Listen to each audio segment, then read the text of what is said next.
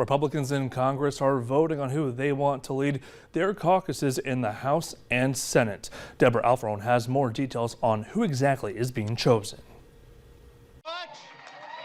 Kevin McCarthy has survived the first challenge to his leadership, winning support among Republican colleagues to be Speaker of the House in the next session of Congress. We have strong Republican leadership ready to hit the ground running, ready to go on January 3rd when we take back the House majority. Arizona Congressman Andy Biggs, the former head of the right-wing Freedom Caucus, unsuccessfully challenged McCarthy. Though McCarthy won this nomination vote, he has a lot of work to do to unify Republicans before January's vote in the full House. I think you'll see a critical mass say that we want to turn the page. We want new leadership, we want fresh faces and new ideas. And what I could tell you as I stand here right now is that Kevin McCarthy does not have 218 votes to become Speaker.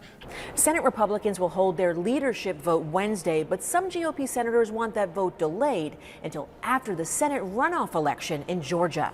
I just don't understand why we would say to Herschel Walker, please, please, please, please, please go win the Senate seat, but we're not interested in what you have to say. We don't even want you to have a voice in our elections. I just think that's wrong. Right now, Minority Leader Mitch McConnell is the only person running for the position. If we don't delay the election, I think it is very likely that we will see someone run against Mitch McConnell. Florida Senator Rick Scott is said to be considering a challenge.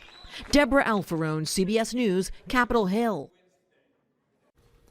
House Democrats are scheduled to hold their leadership vote at the end of the month, giving Nancy Pelosi time to decide if she wants to run again.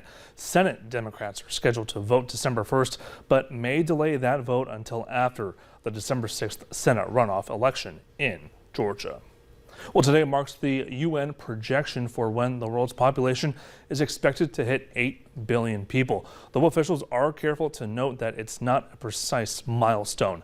Nigeria is among the 8 countries that the UN says will account for more than half the world's population growth between now and 2050, along with Congo, Ethiopia, and Tanzania. But rapid population growth also means that more people are vying for increasingly scarce water resources and potentially more families facing hunger as climate change increasingly impacts crop production.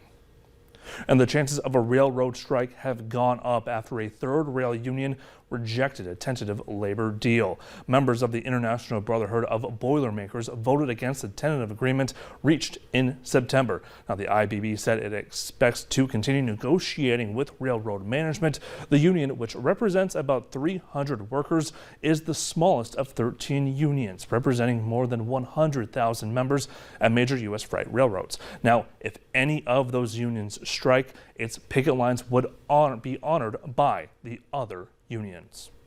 Well, take a look at this. A security guard in Buffalo, New York, is being called a hero after he tackled an armed gunman who walked into a treatment clinic and fired. You see it happen right there. Take a look at this. Police say the suspect was armed with an AR-15, walked into a methadone clinic, and shot at the wall. The guard sprung into action, grabbed the shooter. During a struggle, additional shots were fired, and the guard eventually got the man to the ground outside with the help of another security guard. No one was injured.